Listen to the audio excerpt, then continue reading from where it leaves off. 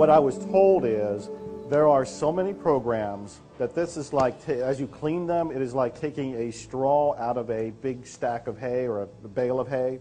And so you've taken one out, and you might have taken another one out, but there are more there. And this is the thing that I have found depressing, which I am cleaning on, that there is an unimaginable amount of it. That we are carrying so many of these weeds, so many of these programs, so many of these beliefs, so many of this data, that in his mind goes all the way back to when we were amoeba, you know, or space dust, that we had it then, we've carried it through, so it's all accumulated within us. And as you clean, you can take enough out to see a difference in a person that might have been in a mentally ill hospital, but that doesn't mean that it's been completely cleaned from the planet. Not yet. There's still more cleaning to do. Narissa and I saw a show one day on epigenetics, and I watched the whole show and missed what she got out of it. And what she got out of it was totally brilliant. At the end of it, she said that whole program was describing the science of zero limits. And I thought, I got to watch that again, because I missed it. And we did watch more. We did discuss it some more. And what it was pointing out is that you know about DNA. They're saying with epigenetics that there are markers in your DNA that have come from generations past. So something, if your great-great-grandmother, grandfather, someplace like this, starved, that there's a marker in their DNA that has gone through their system and has ended up in your system. And it will show up in some different ways. In some ways it may be positive and you have a stronger body. In some places it may be negative and you have a weaker body. But the point is that this is just an example of a program that you have no awareness of, that you have inherited. I've studied a lot of different of the muscle builders, the weight loss people, the bodybuilders, and one of them, Dave Draper. He has been fit his entire life. He was in the movies in the 50s. He was the blonde bomber, is what they call him. And Dave Draper's still around, but he had a heart attack, and he had to have heart surgery. Now, this is a man who has worked out, who has ate right, who has been fit. He is still fit now, even though he had to go through surgery. When he came out, the doctors explained to him that you didn't do anything to cause this. You inherited it. And I thought that was so significant, that it's actually like the programs that are in us. Now, I think was it Barry that saw Robin fall? It was you. And he felt a little bit of guilt about that, because when he came up, he told me about it. There was a big pool of blood. He was one of the people that was there on the scene to take care of stuff. And he felt responsibility.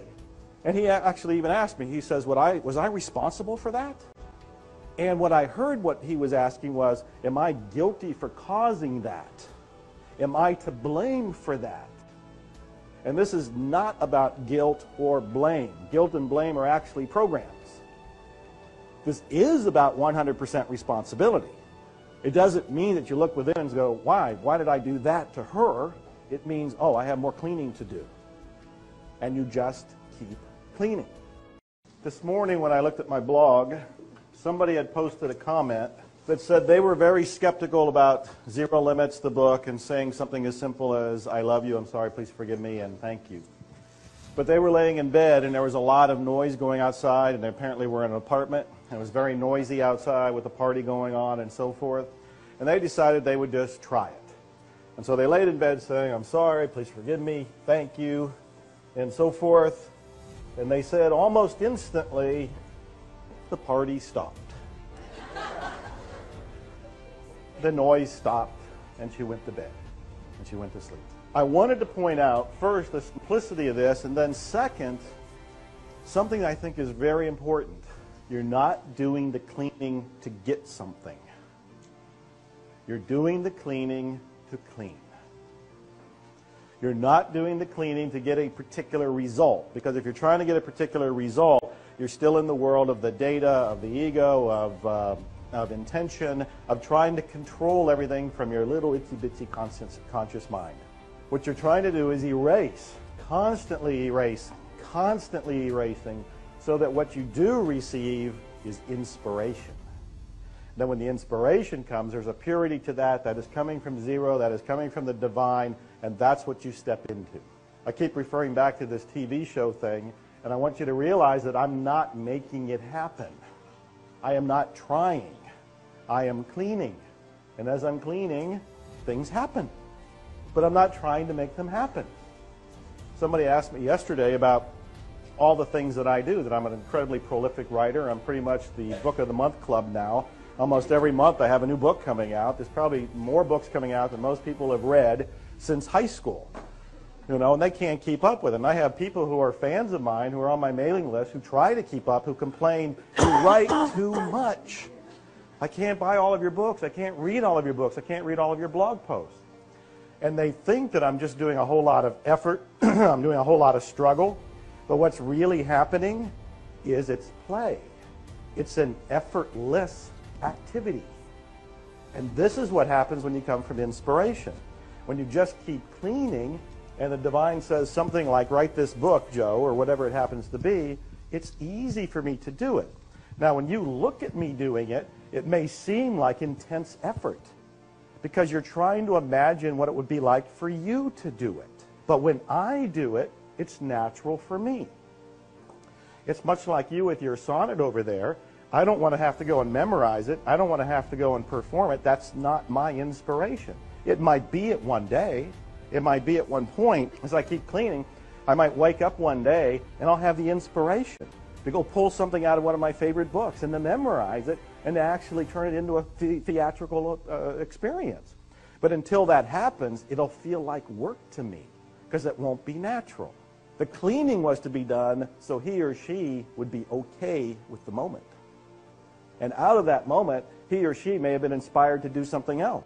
Like because of the noise, get up and write a poetry, or to work out a business plan, or to go for a walk, or a run. I don't know. It could have been any number of things. So you're cleaning to clean. Ho'oponopono. Maybe you've heard of it, maybe you haven't. If you haven't heard of it, brace yourself, because it's the most powerful, the most transformational, the most magical, the most miraculous technique I've ever come across. I'm Dr. Joe Vitale. I've written 80 books. I've recorded 15 albums. I have 200-some products. I have a coaching program, certification programs. But nothing ever has had the impact in my life as Ho'oponopono has. I've been teaching it to other people since around 2005. There is great depth to it, though it's very simple. On the very superficial level, there's really only 4 phrases, and you're kind of saying them as a quiet prayer or petition. But there's so much more to it than that. And what I really want you to do is check it out. I want you to check it out for you, your family, your friends, and ultimately for the world. It's that powerful. And as I like to say, expect miracles.